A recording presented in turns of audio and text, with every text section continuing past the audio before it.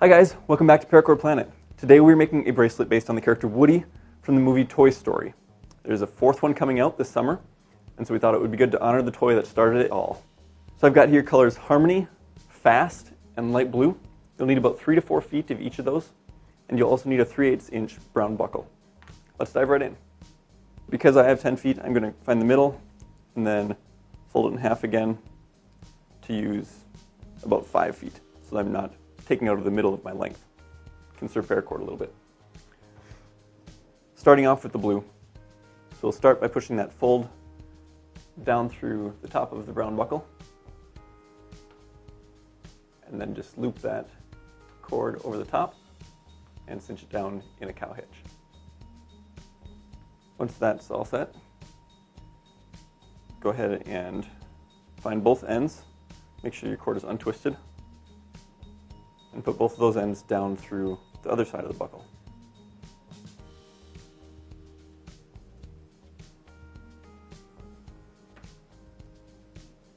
And then pull them through to make it bracelet sized. Get any twists out as you go. I like to measure bracelets by just putting it on my wrist and cinching the cord down until I can loosely fit 2 fingers underneath. So then when the bulk of the bracelet is on there, it won't be super tight on my wrist. So holding on to that, release the buckle, and we're just going to go right into a cobra weave.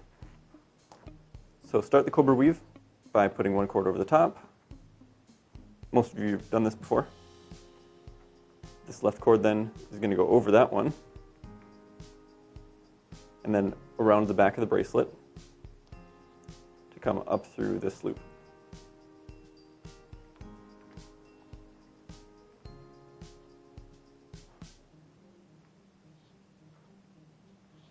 Tighten that down without letting your cord slip. Once you get this first knot, you might want to check to make sure your bracelet hasn't changed size at all and that it still fits where you want it to. And then we're just going to do a mirror image of that knot.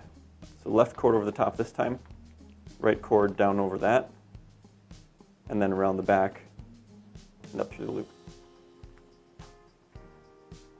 This is just a simple cobra weave. So now we're going to do that same pattern until we get halfway down the bracelet. All right, so we're about halfway. And now we're going to splice those 2 new colors on. So I've got here the plaid shirt and his cowskin vest. And so you got to be careful knowing which goes on which cord. So I want this to be his shirt, so that should go on the middle. So you take your cord that last went over the top of the bracelet and put the yellow on, and then the one that's going to go on the outside is going to be the vest color. The other tricky thing is to be careful where you splice them, because you want both of the splice marks to end up on the bottom. So make sure your weave is all scrunched together, everything's where you need it to be, because you aren't going to be able to slide it around once you have some meld marks. So what I'm going to do here is loosen up the last knot tied,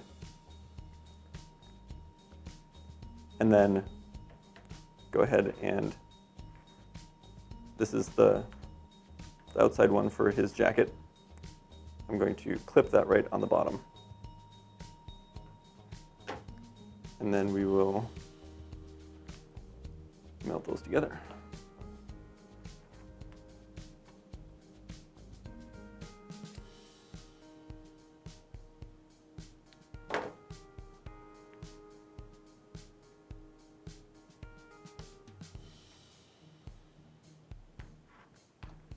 Then we need to do the yellow as well. So I'm just going to kind of reconstruct that last knot that came undone while I was tying it. So this is the bottom. This cord over the top,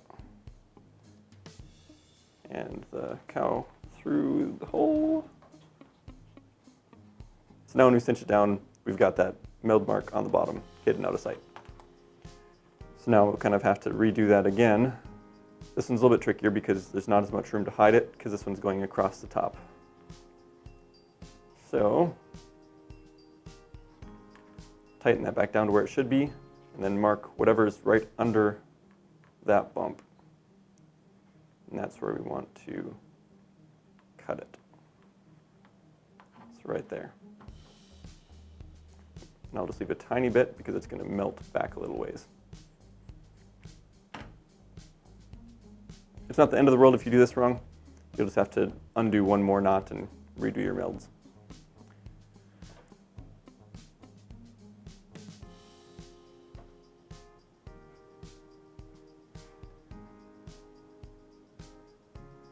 Get everything out of the way that we don't want melted, including fingers. Be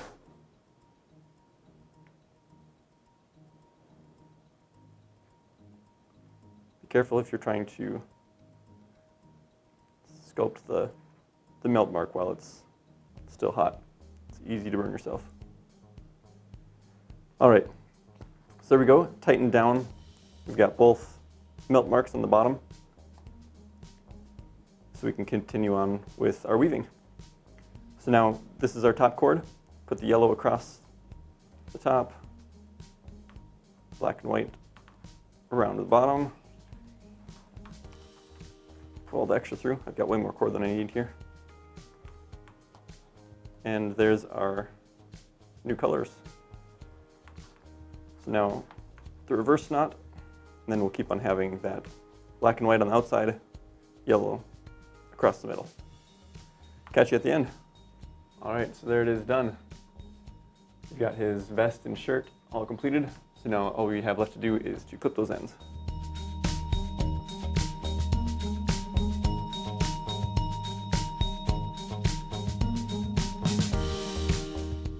There we go.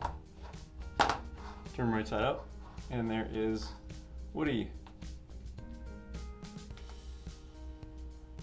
We'll put links to all the colors that we used in this video down in the description, along with this buckle. If you have ideas for other characters that you want to see us turn into a paracord creation, let us know in the comments. If you enjoyed this video, hit the like button, and be sure to subscribe if you want to see more of these in the future. Until next time, so long, partner. Howdy, y'all. Paracord Planet here. So we thought it'd be fun to honor the character that started it all. Started it all. So we thought it'd be fun to honor the character that started it all. So we thought it'd be fun to honor the character that started it all. So we thought it'd be fun to honor the character that started it all. So I've got here colors Harmony, Fast, and Light Blue. You'll need about 3 to 4 feet of each of those colors. And you'll also need a 3/8 inch black buckle. It's not black, it's brown.